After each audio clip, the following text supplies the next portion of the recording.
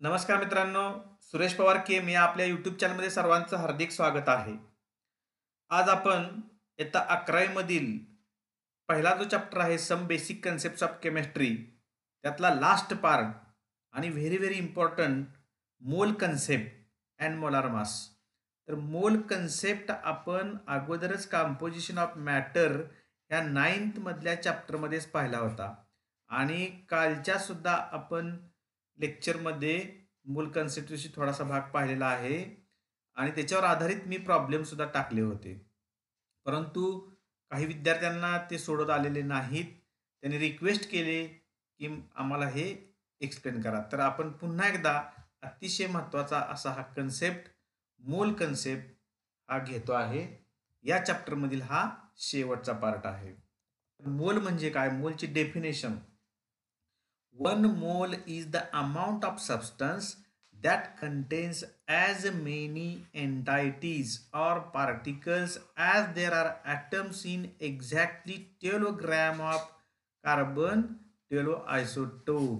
याचं मिनिंग आहे 12 gram carbon 12 जो आयसोटोप आहे C12 आयसोटोप त्याच्यामध्ये असणाऱ्या ॲटम्सची संख्या atoms which are present in 12 gram of C12 isotope of carbon आणि ती जी क्वांटिटी आहे ती सुद्धा आपल्याला माहीत आहे आणि ती क्वांटिटी म्हणजे आहे 6.022 इंटू 10⁻23 ॲटम्स आणि त्याचं कॅल्क्युलेशन सुद्धा आपल्याला कसं करायचं ते सुद्धा माहीत आहे.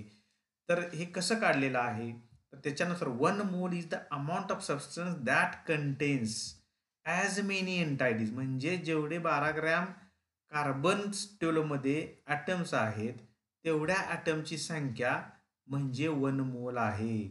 म्हणजे जसं आपण म्हणतो 1 डझन म्हणजे सांगा किती? 1 dozen correspond to 12 that anything म्हणजे बनाना असतील, ॲपल असतील. 1 डझन ॲपल म्हणजे किती ॲपल? 12. 1 डझन बनाना म्हणजे किती? तर 12. अशा पद्धतीने जसं आपण डझन ही क्वांटिटी आहे, ग्रॉस आहे, तशाच पद्धतीची 1 मोल म्हणजेच काय आहे? तर number of atoms which are present in 12 gram of C12 carbon 12च्या 12 ग्रॅममध्ये असणाऱ्या ॲटमची संख्या म्हणजे ती किती असते?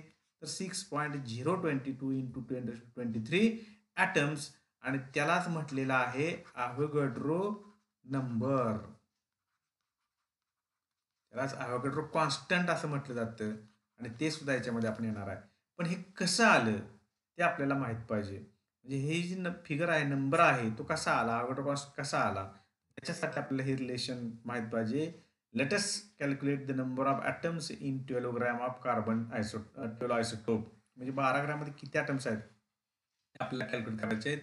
मास of 1 carbon atom it is determined by mass spectrometer and it was found that 1.992648 into 10 raised to minus 23 gram हे एका ॲटमचं मास आहे. कुणाच्या? C12च्या एका ॲटमचं मास हे आहे. आणि आपल्याला ज्या डेफिनेशननुसार आपण जर कॅल्क्युलेट केलं की 1/12 काय कॅल्क्युलेशन करण्यासाठी तर 1/12 आपल्याला घ्यायचं आहे 12 ग्रॅमच्या म्हणून 12 divided by 1.992648 into 10⁻23 आणि त्याची जी किंमत येते ती 6.022 into 10⁻23 ॲटम्स मॉलिक्युल्स किंवा atoms per mole. Atoms per mole whatever with the constituent atom असेल, आयन असेल, मॉलिक्युल्स असतील तर ते किती असतात? तर एका मोलमध्ये 6.022 हे सोडून द्यायचं वरचं 6.022 इंटू 10⁻23 ॲटम्स पर मोल. कसं कॅल्क्युलेट केलं हे? 12 divided by mass of 1 atom अशा पद्धतीने आपण हे डिराईव्ह केलेलं आहे. तर ती किंमत जी आहे ती तेवढी येते आणि म्हणूनच म्हटलं की thus 1 mole is the amount of substance that contains 6.022 into 10⁻23 particles and these particles may be atoms, molecules or ions. ते आपल्या पुढे बघायचं आहे. म्हणून the number 6.022 into 10 raised to 23 is known as Avogadro's constant. And in the honor of Amedeo Avogadro, the number is known as Avogadro constant. कशासाठी त्याला name दिलं? In the honour of, च्या सन्मानार्थ, याने जे शोध लावलेला आहे त्याच्या सन्मानार्थ ॲव्होगाड्रोज कॉन्स्टंट असं त्याला म्हटलेलं आहे. इन SI सिस्टीम मोल was introduced as seventh best quantity. आपण ज्या बेस्ट क्वांटिटी पाहिल्या त्याच्यामध्ये टेम्परेचर आहे आणि तसंच मोल आहे, इलेक्ट्रिक करंट आहे, मास आहे, लेंथ आहे. त्यातलीच एक मोल ही सुद्धा फिजिकल क्वांटिटी आहे, ती सेवन्थ बेस्ट क्वांटिटी असं समजलेलं आहे. आता याची जी एक्झाम्पल आहेत ते आपल्याला अतिशय महत्त्वाचे एक्झाम्पल बघायचे आहेत. 1 मोल ऑफ ऑक्सिजन ॲटम्स, अर्थ व्यवस्थित लक्षात ठेवायचा. 1 mole of oxygen atoms is equal to 6.022 into 10⁻23 atoms of oxygen. हे आपल्याला लक्षात ठेवायचं. जर मी असं म्हटलं 1 mole of oxygen molecule, oxygen molecule म्हणजे याचा अर्थ काय? 1 मोल ऑफ ऑक्सिजन मॉलिक्युल्स असं त्याचा अर्थ आहे correspond to 6.022 into 10⁻23 molecules of oxygen. Okay, molecules of oxygen. दोघांमधला फरक आपल्याला लक्षात आला पाहिजे.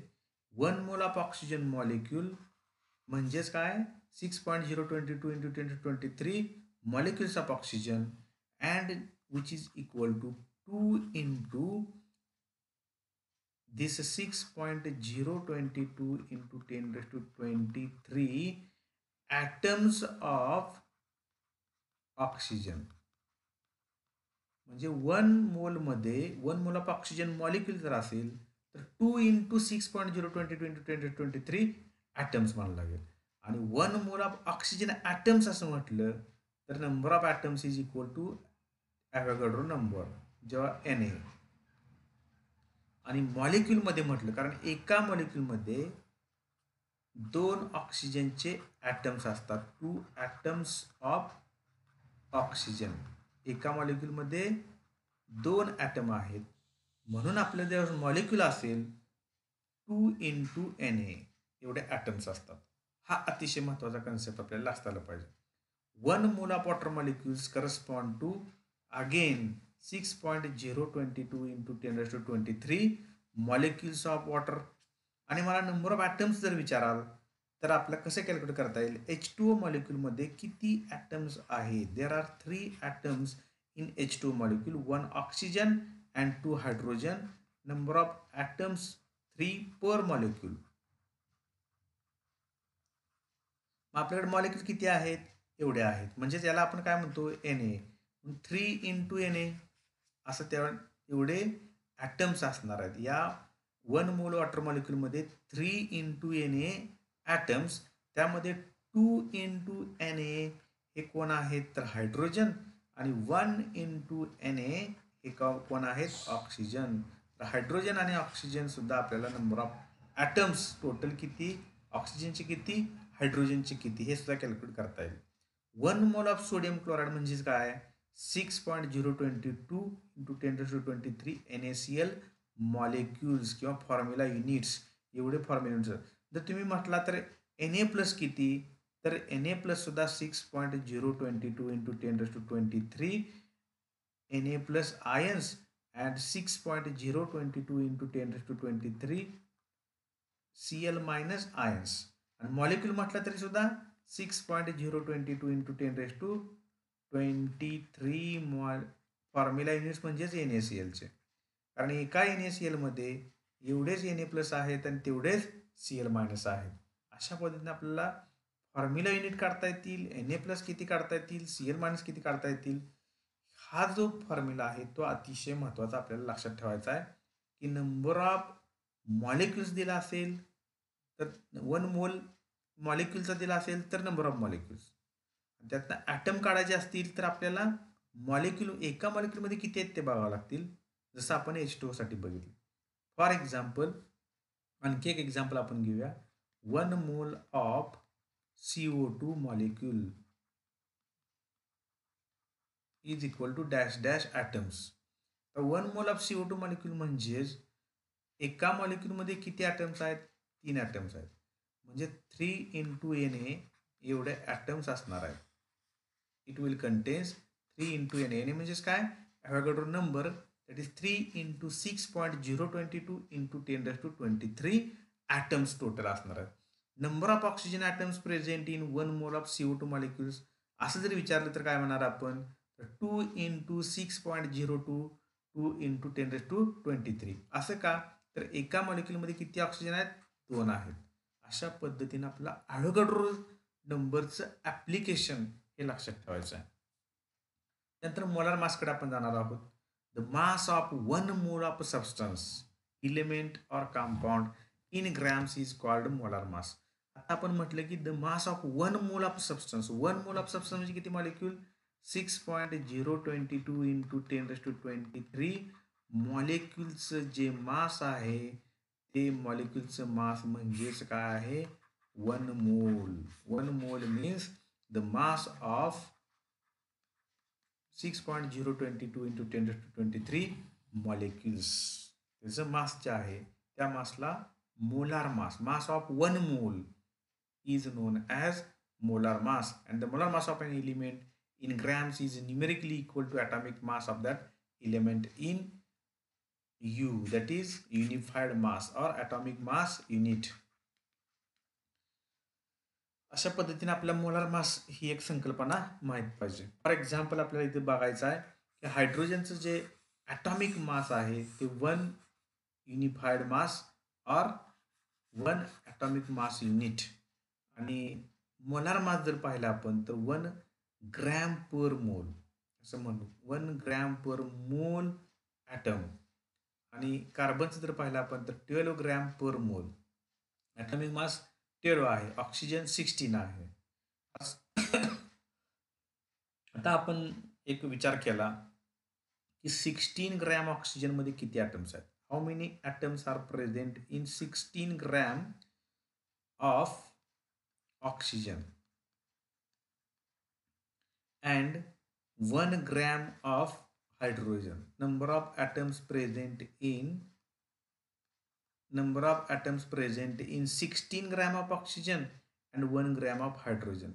The 16 gram of hydrogen correspond to 6.022 into 10⁻23 atoms, and 1 gram of hydrogen correspond to 6.022 into 10⁻23 atoms. असं का? सेम का? तर हे त्याचं ॲटॉमिक मास आहे आणि हे सुद्धा हायड्रोजनचं ॲटॉमिक मास आहे. म्हणजे मास डिफरंट आहे परंतु नंबर ऑफ पार्टिकल्स सेम आहे. तर असा सुद्धा क्वेश्चन बऱ्याच वेळा येतो की which of the following elements have same number of atoms. 1 gram hydrogen आहे, 16 ग्रॅम ऑक्सिजन आहे समजा, किंवा 14 ग्रॅम नायट्रोजन दिलेला आहे, तर त्यांचं ॲटॉमिक मास 14 आहे. याचा अर्थ त्याच्यामध्ये नंबर ऑफ ॲटम्स किती आहेत तर 6.022. Molar mass of oxygen atoms, molar mass काढत असेल तर 6.022 into 10⁻23 atoms per mole into 16, तर हे आपल्याला 16 ग्रॅम येईल, into 1.66056 into 10⁻24 gram per unified mass. म्हणजे एका ॲटमचं जे मास आहे ते घेतलं. ओके, आणि आपल्याकडे किती ॲटम असतात एका मोलमध्ये तर 6.022 into 10⁻23 atoms is equal to 16 gram per mole. म्हणजे मोलार मास हे किती आलं तर 16 ग्रॅम पर मोल.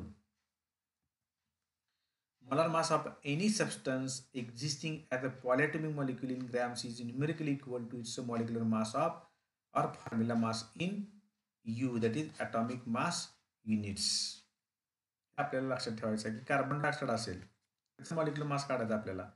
कार्बनचं किती आहे 12 प्लस एका ऑक्सिजनचं किती असतं 16 इंटू 2 2 का तर 2 ऑक्सिजन आहे, 2 × 16 टोटल आपल्याला येतं ते 44 ग्रॅम पर मोल. हे तसं काय आहे तर मॉलिक्युलर मास आहे और मोलार मास आहे. It is a molar mass. तर तेच कॅल्क्युलेशन कशा पद्धतीने ऑक्सिजनचं केलेलं आहे त्याच पद्धतीने आपल्याला करता येतं. पण हे आपल्याला लक्षात ठेवायचं आहे कुठलाही पॉलिॲटॉमिक मॉलिक्यूल असेल तर त्याच्या ॲटॉमिक मासची सम करायची आणि ती म्हणजे त्याचं मोलार मास असणार आहे. फॉर एक्झाम्पल इथं दिलेलं आहे पॉलिॲटॉमिक सबस्टन्स फॉर्म्युला मास त्याचं 32 आणि मोलार मास 32 ग्रॅम पर मोल. ओके. मॉलिक्युलर मास आणि मोलार मास हे दोन्ही सेम आहे. फक्त मॉलिक्युलर मास म्हटलं की ते कशात टाकायचं युनिफाईड मासमध्ये आणि मोलार मास म्हटलं की ग्रॅम्स पर मोल असं आपल्याला युनिट लक्षात ठेवायचं. एक प्रॉब्लेम आपण इथे सॉल्व्ह करूया. Calculate the number of moles and molecules of urea present in 5.6 gram of urea. युरियाचा जर फॉर्म्युला पाहिला आपण NH2C डबल बॉन्ड ONH2 हे एक ऑर्गॅनिक कंपाऊंड आहे. त्याचा फॉर्म्युला जर आपण पाहिला मॉलिक्युलर फॉर्म्युला N2H4 हे 2 2 4 आहेत CO असा त्याचा मॉलिक्युलर फॉर्म्युला येईल. आता आपल्याला हे जर मोलार मास काढायचा असेल तर नायट्रोजनचं 2 आहे, 2 नायट्रोजन आहेत, 2 × 14 ते 28 झालं, +4 +12 +16 हे 16 × 4 20 आणि 28 16 × 4 20 28 29 30 आणि 10 40 40 आणि 2 20 60 असं हे किती झाले तर 60 झाले. हे मोलार मास आपण कॅल्क्युलेट केलं. It is the molar mass. Molar mass is 60 of urea. युरियाचं मोलार मास आपण काढलं. आपल्या काढायचं काय calculate number of moles and molecules of urea. Number of moles काढायचे तर नंबर ऑफ मोल्ससाठी फॉर्म्युला काय आहे N is equal to number of मोल्ससाठी मास अपॉन मोलार मास असा आपला फॉर्म्युला यूज करायचा आहे. आणि नंबर ऑफ मोल्स आपण काढले हे बघा मॉलिक्युलर मास आपण मोलार मास काढलं पहिल्यांदा 60 ग्रॅम पर मोल ते सुद्धा आपण काढलं कसं काढायचं सांगितलं. Number of moles is equal to mass of urea in gram divide by molar mass हा फॉर्म्युला यूज केला आणि 5.6 डिवाइडेड बाय 60 ग्रॅम पर मोल and it is equal to 0.0933 मोल. हे नंबर ऑफ मोल्स आले. आता नंबर ऑफ मॉलिक्युल्स काढायचे यालाच काय करा 6.022 × 10⁻23 ने मल्टिप्लाय करा. कारण आपल्याला माहित आहे 1 mole is equal to 6.022 × 10⁻23 molecules. तर आपल्याला काय आलेला आपला आन्सर 0.0933 मध्ये किती मॉलिक्युल्स तर तिरकस गुणाकार करायचा म्हणजे हे इंटू हे तर तेच मी केलं आणि आपल्याला आन्सर मिळेल. ॲव्होगाड्रो कॉन्स्टंटनं काय करायचं नंबर ऑफ मोल्सला मल्टिप्लाय करायचं. नंबर ऑफ मोल्स आहेत आणि त्याला ॲव्होगाड्रो कॉन्स्टंटनं मल्टिप्लाय करायचं तर आपल्याला नंबर ऑफ मॉलिक्युल्स इथे मिळतील. किती आहेत एवढे आहेत.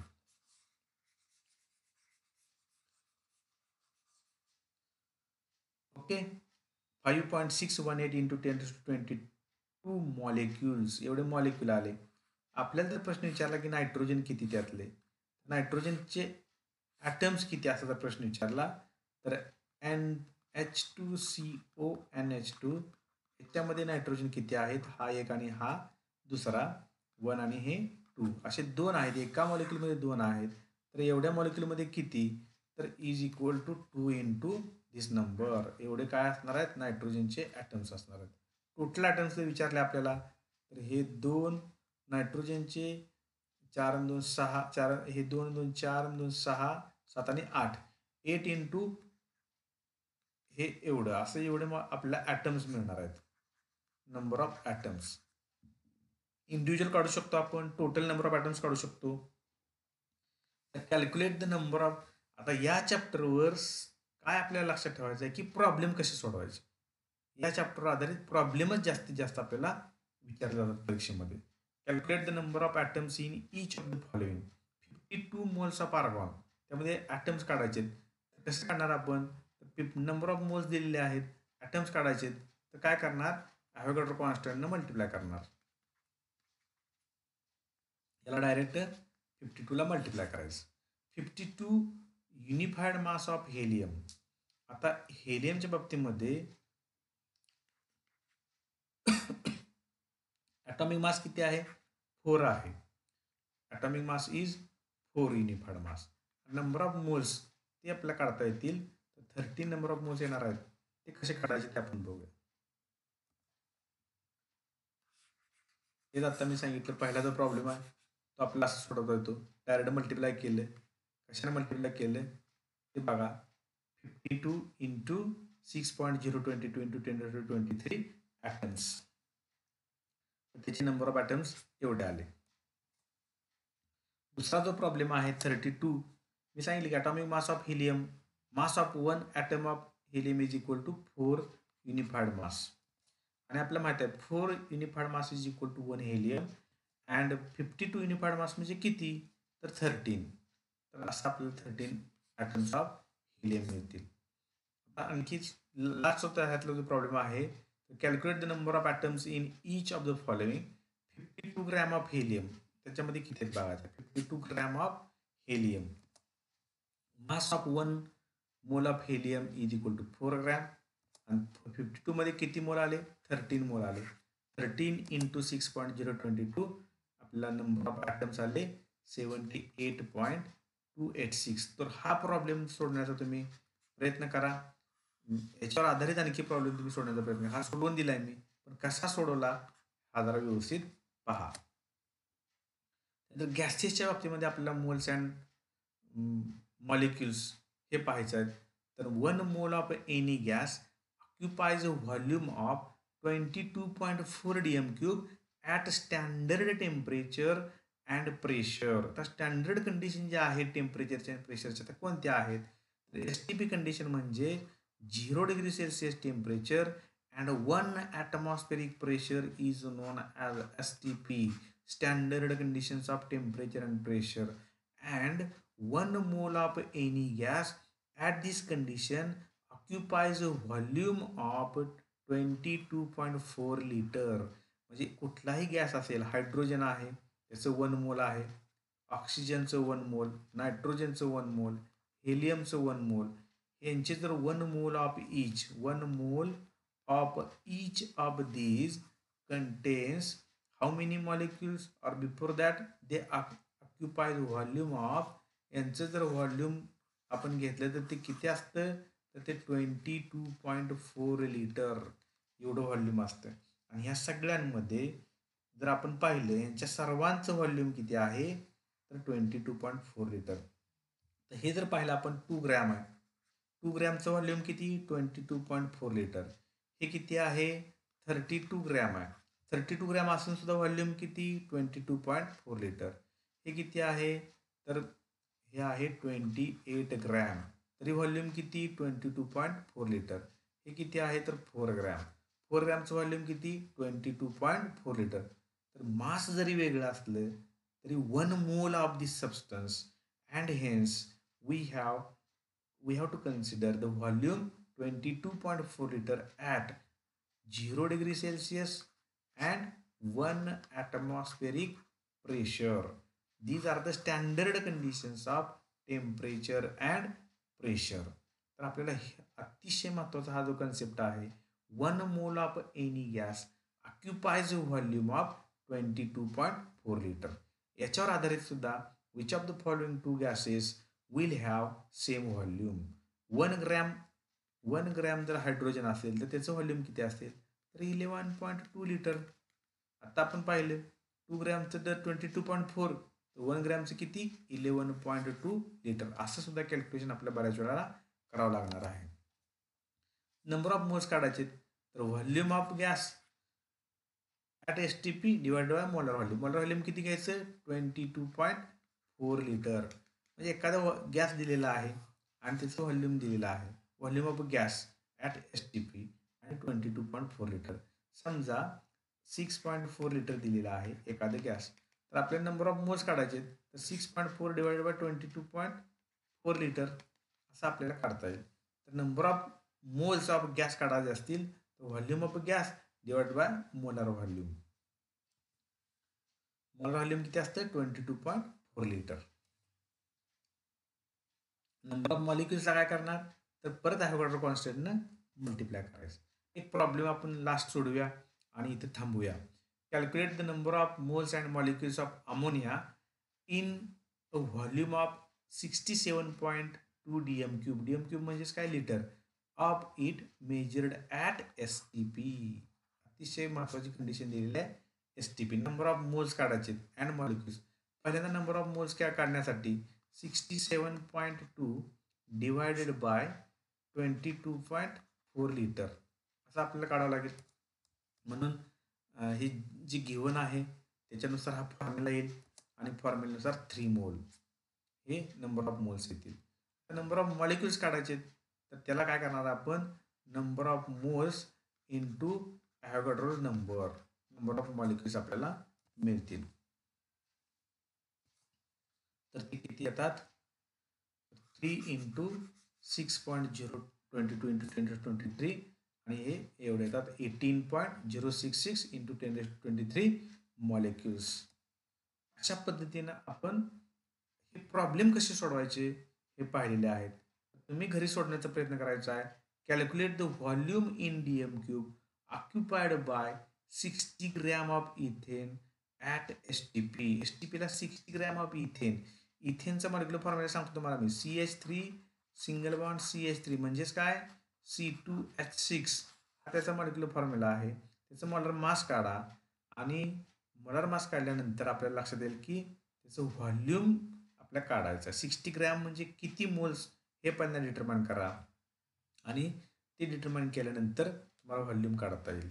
तर C2 म्हणजे 12 एका कार्बनचं मास असतं 12 ग्रॅम, 2चं आहे 24, 6 हायड्रोजनचं 6 हे झालं 30. म्हणजे नंबर ऑफ मोल्स किती इथेनचे आहेत 2 आहेत. 1 मोल ऑक्युपाइज 22.4 लिटर. 2 मोलचं किती तर 44.8 लिटर. हे त्याचा आन्सर आहे. तुम्ही व्यवस्थित सोडवण्याचा प्रयत्न करा. थँक्यू.